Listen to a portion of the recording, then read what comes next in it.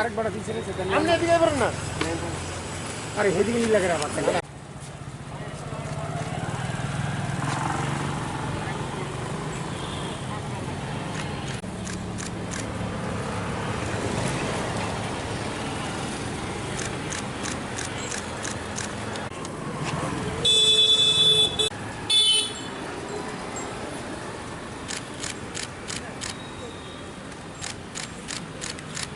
আমরা এর মধ্যে আমাদের পশ্চিম ত্রিপুরা জেলার এসপি সুবর্ণ পুলিশের দেখা করেছি।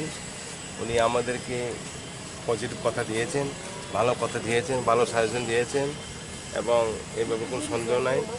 গত 29শে মে সন্ধ্যা আনুমানিক 7:30টায় চম্পকনগর 3 গ্রাম কবরাপাড়ায় একটা ডাইনি অপবাদ দিয়ে একজন মহিলাকে মারধর করেছিল।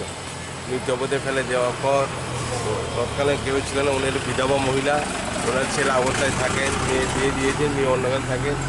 খবর পেয়ে ছেলেও মেয়ে তারা গিয়ে উদ্ধার করে নিয়ে এসলো, হসপিটালে ট্রিটমেন্ট করেছে, চম্পকনগরের পরে জিবিতে রেফার করেছে। জিবি থেকে চিকিৎসা করার পর রাত্রে একটা ছেড়ে দিয়েছে, যেহেতু করোনা এখন চলে, এই সময়কালে কোনো অ্যাডমিট রাখা হয় না। তো তাদেরকে আমরা চাইছি একটা আইনি সুস্থ ব্যবস্থা নেওয়া হোক, সুস্থ বিচার হোক। আমরা চাই আইন আছে, আমরা আইনে বিশ্বাসী, তার জন্য আমি ওনার কাছে এসেছি। যেহেতু ওই কেস হয়েছে, কেসের ধারাও দিয়ে দিয়েছে। আমরা 31/5/2020 আমরা পেয়েছি, 31 মেতে পেয়েছি কেসের রেজিস্ট্রেশন নাম্বার। কেস হওয়ার পরও আসামি এখনও ঘোরাফেরা করছে, ফ্রিলিভাবে চলছে, এখনও কোনো দায়বদ্ধ নাই। এখানে এলাকার পুলিশ এবং আউটপোস্টের কোনো ভূমিকা দেখছি না। তার জন্য আমরা এসপি সাহেবের কাছে শরণাপন্ন হয়েছি, এটা প্রতিকারের জন্য কীভাবে আমরা সুষ্ঠু বিচার পাবো। এসপি সাহেব বলেছেন কিছুদিন অপেক্ষা করতে, আমরা যথেষ্ট চেষ্টা করব, পদক্ষেপ নেব। আপনার এলাকাবাসী? হ্যাঁ, আমরা এলাকাবাসী। কতজনের বিরুদ্ধে মামলা হয়েছে? 11 জনের বিরুদ্ধে মামলা হয়েছে। তার বাড়িটা কোন জায়গায়? তার বাড়িটা চম্পকনগর 3 গ্রাম কবরাপাড়া। কার কার বিরুদ্ধে মামলা হয়েছে? নামটা? মামলা এখানে হয়েছে